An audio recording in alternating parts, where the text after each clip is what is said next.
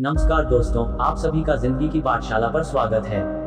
दोस्तों, क्या आप जैसा बनना चाहते हैं वैसा नहीं बन पा रहे हैं, या जो आप चाहते हैं अगर वो नहीं हो रहा है, तो आज की यह कहानी आपके लिए ही है। दोस्तों, इस कहानी को ध्यान से अंत तक जरूर देखें। दोस्तों, अगर आप इस कहानी को अंत तक ध्यान से देखते हैं तो आपको इस कहानी से कुछ ऐसा सीखने को मिलने वाला है जो आपको आपकी लाइफ में बहुत काम आने वाला है। इसलिए इस कहानी को अंत तक अवश्य देखें।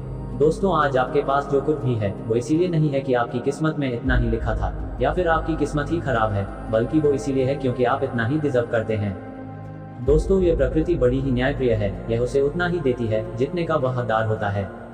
चाहे वो ज्ञान हो या धन, अभी आपके पास उतना ही है जितने की आप हकदार है। लेकिन अगर आपको इससे भी ज्यादा चाहिए तो आपको उसके काबिल बनना होगा। दोस्तों, ऐसा कौन सा गुण है जो आपको काबिल बनाता है? क्या आप उस गुण के बारे में जानना चाहते हैं? अगर आप जानना चाहते हैं तो आप गौतम बुद्ध के जीवन की इस कहानी को अंत तक ध्यान से जरूर देखें। दोस्तों, इस कहानी को सिर्फ समझिएगा मत, बल्कि इस कहानी को अपने भीतर उतर जाने दीजिए। तो बिना समय को गंवाए चलिए कहानी की शुरुआत करते हैं। दोस्तों, एक बार गौतम बुद्ध को एक सभा में भाषण करना था, और जब सभा का समय हुआ तब बुद्ध वहां आए और बिना कुछ बोले ही वहां से चले गए। तकरीबन 100 से भी ज्यादा लोग बुद्ध का उस सभा में इंतजार कर रहे थे, और बुद्ध के इस तरह के व्यवहार को देखकर सभी लोग बहुत चौंके, लेकिन किसी ने भी बुद्ध से कोई भी प्रश्न नहीं किया। दोस्तों, अगले दिन फिर से सभा का आयोजन हुआ, और दूसरे दिन सभा में लोगों की संख्या तकरीबन घट गई। इस बार तकरीबन 80 लोग सभा में बैठे हुए थे। बुद्ध सभा में आए, लेकिन इस बार भी बुद्ध ने वही किया, यानी बुद्ध इस बार भी आए और बिना कुछ बोले ही वहां से चले गए। लोग दोबारा से चौंके, लेकिन किसी ने भी बुद्ध से कोई प्रश्न नहीं किया। अगले दिन सभा का आयोजन फिर से किया, लेकिन इस बार सभा में लोगों की संख्या और घट गई। इस बार सभा में केवल 50 लोग ही आए हुए थे। बुद्ध सभा में फिर से आए और उन्होंने इधर उधर देखा और बिना कुछ बोले ही सभा से चले गए। उसके बाद कुछ लोग क्रोधित भी हुए, क्योंकि लोगों ने अपना काम छोड़ कर आए हुए थे, लेकिन किसी ने भी बुद्ध से कोई प्रश्न नहीं किया। अगले दिन फिर से सभा का आयोजन हुआ। दोस्तों, आप लोग जो इस कहानी को देख रहे हैं, आप में से भी कुछ लोग मन ही मन ये कह रहे होंगे कि अरे कितनी बार सभा का आयोजन होगा। और आप लोगों को भी इस कहानी को देखने वक्त इरिटेशन होना शुरू हुआ होगा। और जिन जिन लोगों को भी अभी इरिटेशन होनी शुरू हो गई है, उन लोगों को तो ये कहानी बड़े ध्यान से पढ़कर समझना चाहिए, क्योंकि यह कहानी आपके लिए ही है। अगले दिन फिर से सभा का आयोजन हुआ, लेकिन इस बार सभा की संख्या और ज्यादा घट गई थी, यानी इस बार सभा में सिर्फ 30 लोग ही थे। फिर उसके बाद बुद्ध सभा में आए, मुस्कुराए और फिर से बुद्ध ने वही किया, यानी बिना कुछ बोले ही वहां से चले गए। इस बार भी लोग बहुत क्रोधित हुए, और इस बार लोगों ने पीछे से कुछ कहा भी और बड़बड़ाए भी, लेकिन बुद्ध ने उनके किसी भी प्रश्न का उत्तर नहीं दिया। दोस्तों, अगले दिन फिर से सभा का आयोजन हुआ, और इस बार लोगों की संख्या बहुत ज्यादा घट गई थी, यानी इस बार सभा में कुल मिलाकर 15 लोग ही आए हुए थे। इस बार भी बुद्ध सभा में आए, लेकिन इस बार बुद्ध अपना आसन ग्रहण कर लेते हैं। फिर बुद्ध बोले, और बुद्ध ने उन 15 लोगों को उपदेश दिया, और वे 15 लोग ही बुद्ध के भिक्षु बन गए, और आगे चलकर उन 15 लोगों ने ही बुद्ध के ज्ञान को अलग अलग दिशाओं में फैला दिया। फिर एक दिन बुद्ध से किसी ने पूछा कि बुद्ध, आप कई दिनों तक बिना बोले ही सभा से क्यों चले जाते थे? फिर बुद्ध कहते हैं कि मैं उन लोगों को खोज रहा था जो लायक थे, यानी कि पहले दिन 100 से भी ज्यादा लोग आए हुए थे, उसमें से ज्यादातर लोग सिर्फ आए हुए थे।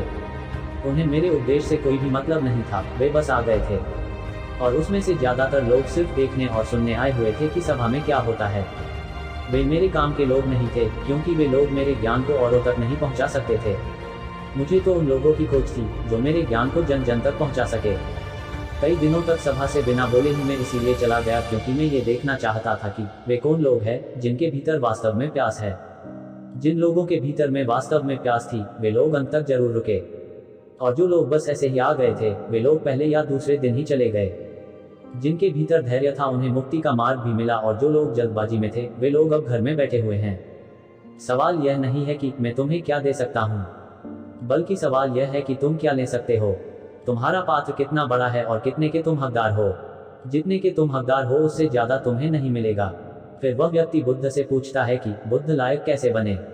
फिर बुद्ध कहते हैं कि धैर्य के द्वारा। जिस व्यक्ति के अंदर धैर्य है, वह अपने जीवन में कुछ भी पा सकता है। सभा में जितने भी लोग आए हुए थे, और उसमें से अंत तक वही रुके जिनके अंदर धैर्य था।